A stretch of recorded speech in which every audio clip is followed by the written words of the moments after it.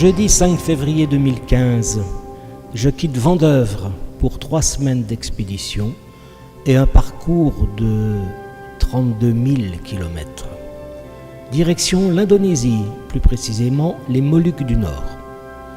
C'est le plus grand archipel au monde. L'Indonésie compte en effet plus de 17 000 îles. Avec plus de 250 millions d'habitants, c'est le 4e pays le plus peuplé du monde, avec une moyenne de 130 habitants au kilomètre carré. Statistique faussée toutefois, car la seule île de Java compte plus de 130 millions d'habitants, représentant ainsi plus de la moitié de la population totale. Nous survolons Ankara, Mossoul, Bagdad, Téhéran, Banda Aceh, bref, bien des noms liés à une bien triste réalité. Pour atterrir à notre première escale, Kuala Lumpur en Malaisie. Nous décollerons 1 heure plus tard pour Jakarta, à 1200 km. Jakarta, capitale de l'Indonésie sur l'île de Java. Et nous voici à présent à 12 000 km de Paris, après 12 heures de vol. La ville intramuros compte plus de 9,5 millions d'habitants. Le Grand Jakarta dépassait les 28 millions en 2010. C'est la 2e métropole la plus peuplée au monde derrière Tokyo. Une des particularités de cette capitale est d'avoir des quartiers parfaitement délimités et homogènes sur le plan architectural. Le port de Tanjung Priok voit passer 45 millions de tonnes de fret et 18 000 navires annuellement. Il emploie 18 000 personnes. À Jakarta, je retrouve l'ensemble de mon groupe, ainsi que nos 2 guides, Echo, qui a en charge la logistique, et Alési, notre chasseur professionnel de papillons. Dans la soirée, nous prendrons un vol intérieur pour Ternate, aéroport des Moluques, situé à 2500 km. Nous en sommes alors à 17 heures de vol cumulé. Et, entre parenthèses, c'est le premier lit que je retrouve après quelques 50 heures de voyage. En soirée, les diesels ont remplacé les réacteurs. C'est un ferry qui nous amène à notre première destination, Labuan, sur l'île de Batcham, ville que nous atteindrons en début de matinée. Après un petit tour de ville, c'est la première rencontre avec ces sourires qui ne nous quitteront plus de tout le voyage.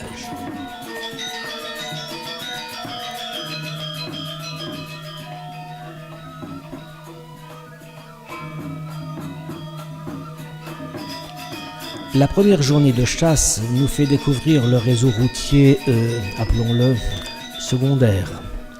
Le chemin, agréable au début, nous amène, après la pénible remontée d'un torrent, sur les lieux de Papilio-Ulysses. En soirée, nous aurons la chance de tomber sur un mariage traditionnel et, comme à l'habitude, nous y serons gentiment conviés. Sur l'île de Batcham, Alési a réalisé, dans un environnement très riche, une grande volière pour la reproduction de la merveille de cette île, Ornithoptera croesus. Cela lui permet de proposer des spécimens aux collectionneurs et de participer au repeuplement puisqu'il relâche régulièrement des adultes. La chenille est tout bonnement impressionnante. Nous sommes au 7e jour de notre départ et gagnons notre 2e étape, l'île de Obi. Pas de cabine pour ce voyage, c'est dans une couchette que nous allons vivre ces 7 heures de traversée. Heureusement, les portes de la cale ne sont pas fermées, cela nous permet de faire de fréquentes sorties dans les coursives et même de jouer un remake du Titanic. Nous profitons aussi du spectacle sans cesse renouvelé de la mer. Une escale à Biza nous permet de fixer des scènes très colorées grâce aux marchands sur le port.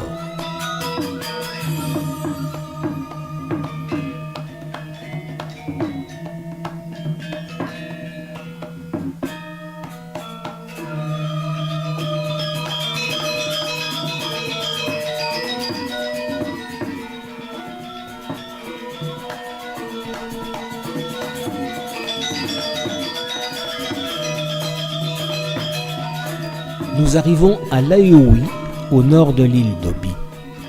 Quelques heures d'attente nous permettent de tenir à jour les carnets de route ou encore de se réunir autour d'une boisson fraîche.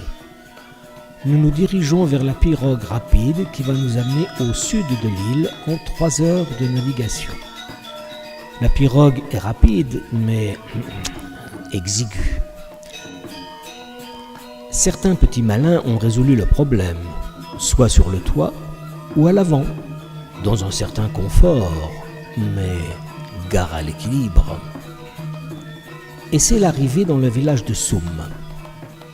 C'est un joli village propre dont nous allons tomber immédiatement fous amoureux. Les façades offrent une débauche de couleurs, régal pour les photographes.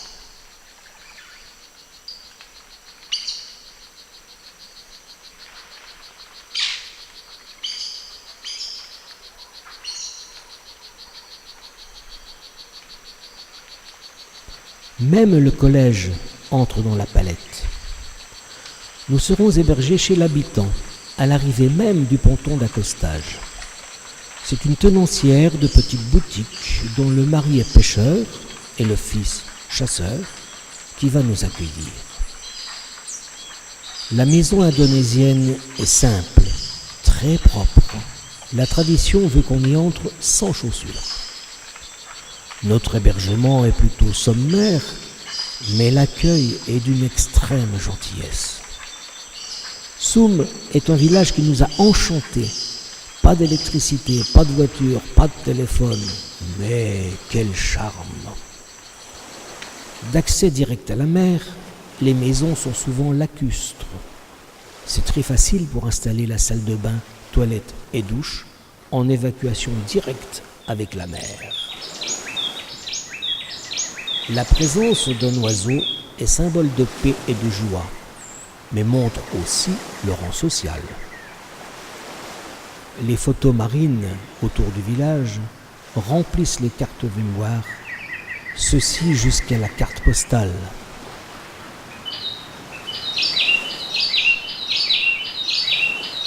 La mer, c'est toute leur vie. Notre voisin pratique le seul artisanat local, la taille de pierre semi-précieuse, et partout, les mêmes sourires nous accueillent.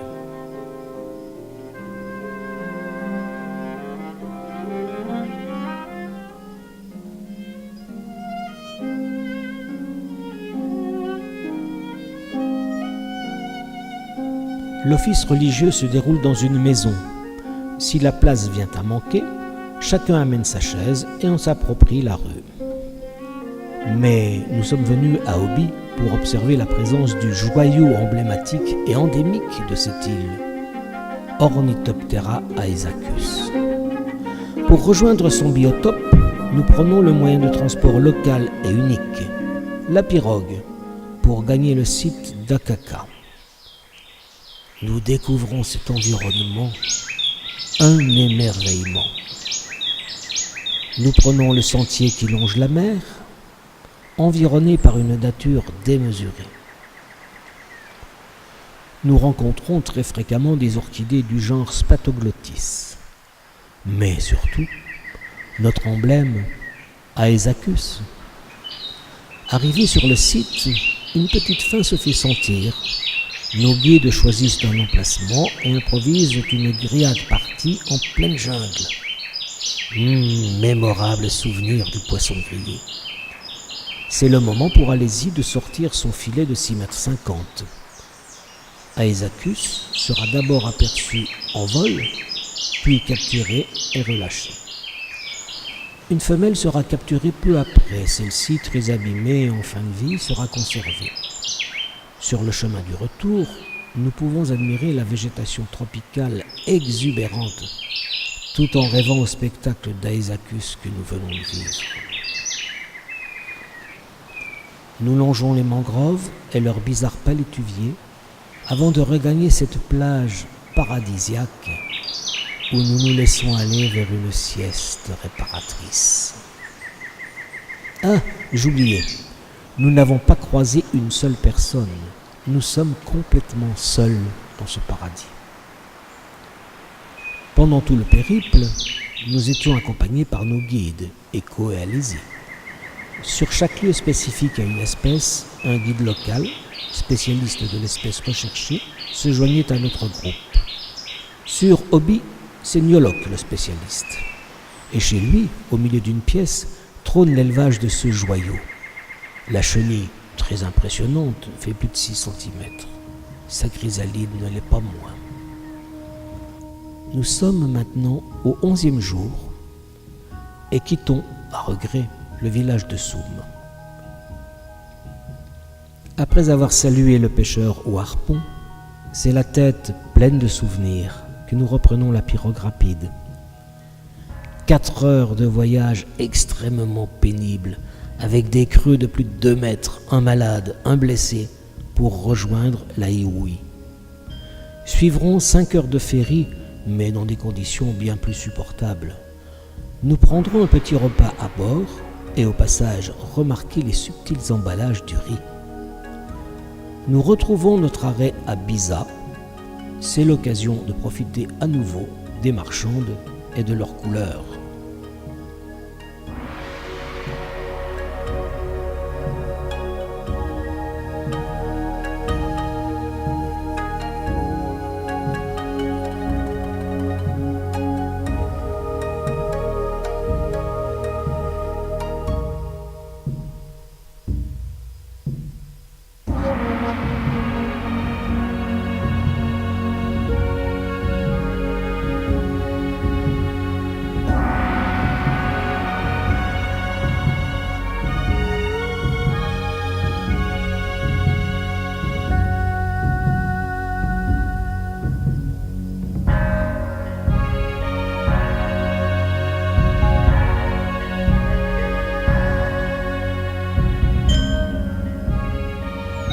Mais aussi de saisir quelques plaisirs de la mer.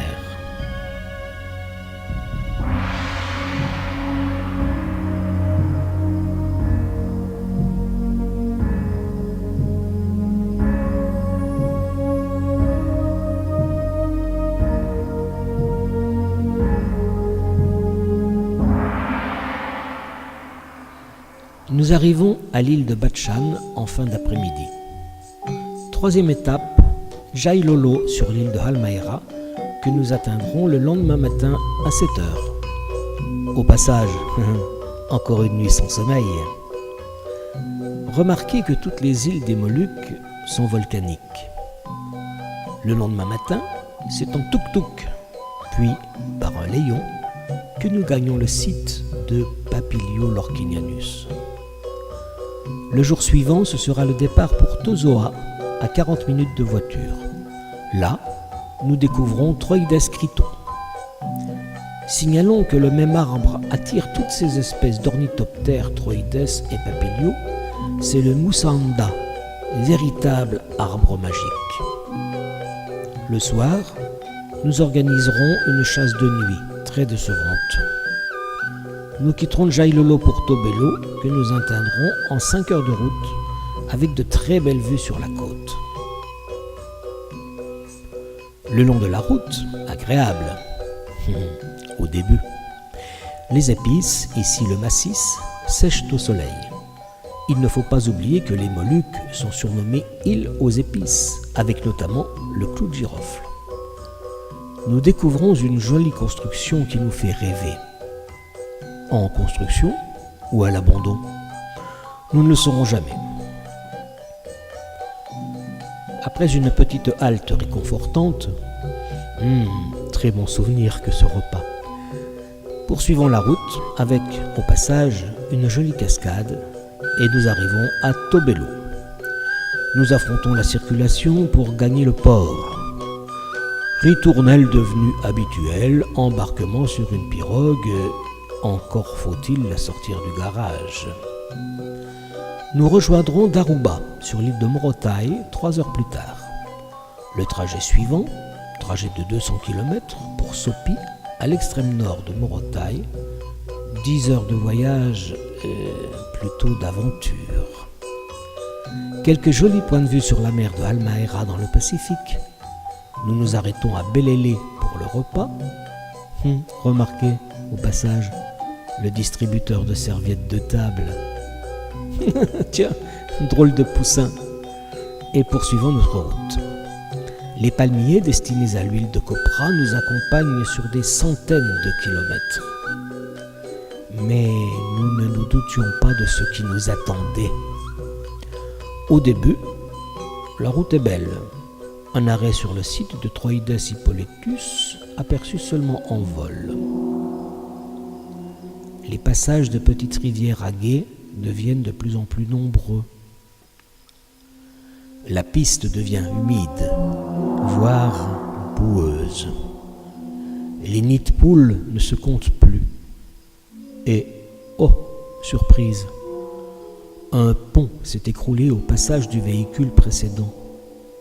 Oh, qu'à cela ne tienne. Sortons tout d'abord le véhicule de sa fâcheuse position et consolidons le pont. Ça passe, mais de justesse. Et ouf, plus que le deuxième véhicule. Ah, voilà encore un pont, inquiétant, mais celui-ci tient bon. Deuxième surprise, nous arrivons à un bras de mer. Comment traverser ? Eh bien, les véhicules vont monter sur le radeau assez sommaire. Et ce sera la même chose pour les piétons. Pas très rassurés. Enfin, nous passons. Les véhicules sont récupérés. Encore quelques kilomètres de piste. Encore quelques gués. Et nous arrivons enfin à Sopi. Ces 30 derniers kilomètres nous auront pris 4 heures. C'est un accueil extraordinaire qui nous attend chez Annie. Toute la nuit, la pluie tropicale s'est abattue sur le toit de tôle. Quel concert! Peu de sommeil cette nuit-là encore. Et, craignant que la piste ne soit devenue impraticable par ces pluies, nous décidons de rentrer immédiatement. Nous retrouvons les mêmes gués, l'eau est seulement un peu plus haute, les montées sont un peu plus glissantes, nous repassons les mêmes bacs, alors que des enfants rêvent d'être le capitaine d'un gros paquebot. Cette fois-ci, sauf que pour se sentir dans une sécurité bien relative, nous choisissons de voyager avec nos véhicules. Le débarquement est plus hasardeux qu'à l'aller, et dans une montée, eh bien c'est l'enlisement. Oh, qu'à cela ne tienne, on sort les cordes et on tire. C'est au tour du deuxième véhicule, et nous retrouvons notre pont qui s'est à nouveau écroulé. La suite, on la connaît, on le reconstruit et ça passe. Ouf, après toutes ces émotions, un court moment de détente. Nous retrouvons Daruba sur l'île de Halmahera et notre hôtel. Voilà comment faire 1000 km pour rien. Au matin du 19e jour, nous allons quitter notre hôtel à 7 heures pour prendre le ferry à 9 heures. Mais finalement, il ne quittera le port qu'à 11 heures. En 3 heures de traversée, nous retrouvons Tobelo. Quelques heures de voiture, et nous voici revenus à notre point de départ, Jailolo. Il est alors 20 heures. Après quelques heures de sommeil, c'est à nouveau une pirogue rapide qui, en 1h30, nous dépose à Ternate. Enfin une journée de détente. On retrouve l'animation des grandes villes, les voitures, les motos, et toujours les mêmes sourires éclatants. Je fais un détour par un centre commercial et nous déjeunons avec un point de vue que beaucoup nous ennuierait. Au menu, calamar chaud avec du gruyère et de la mayonnaise arrosée d'un jus de melon. Oui, c'est exotique. L'après-midi, j'irai me délecter au marché central, le bonheur des photographes.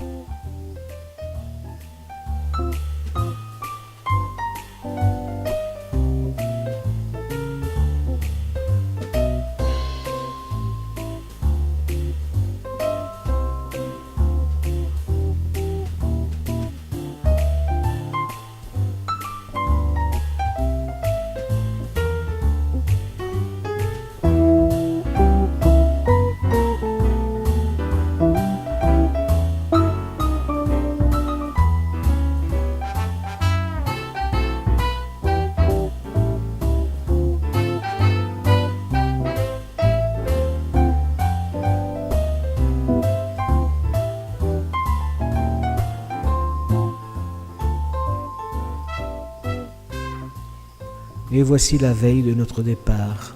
Réveil à 5h30. Oh, encore! Et direction l'aéroport. Et 2500 km plus loin, ce sera Jakarta.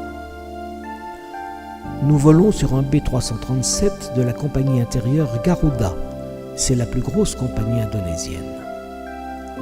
À l'arrivée sur Jakarta, nous survolons une grande surface de bassin d'élevage de carpes. Atterrissage, et c'est presque la fin de notre aventure. L'après-midi, nous allons rencontrer un des principaux vendeurs de papillons. Très grosse déception. Son principal business consiste à massacrer plusieurs milliers de papillons pour en faire de grandes compositions supposées être décoratives. Bien sûr, nous ne conserverons pas son adresse. La matinée du dernier jour sera consacrée à la chasse autour de l'hôtel. Ce sera la meilleure chasse en quantité, confirmant ainsi que l'entomofaune se réfugie de plus en plus dans les villes, qui sont en général bien plus pourvues en espèces floricoles. L'après-midi, nous irons visiter un petit marché artisanal. Le principal artisanat, je l'ai déjà mentionné, est la taille de pierre, destinée principalement à la confection de bagues gigantesques. Il ne faut pas manquer, à Jakarta, la place Kota Tua, très riche en spectacles de rue. La demande pour nous photographier est toujours très forte. À présent, en route pour l'aéroport, ce sont les adieux à Jakarta. Dans le hall, je m'arrête devant un gamelan, splendide orchestre de percussion originaire de Java. Au revoir les Moluques. Bonjour la France, dans 14 heures.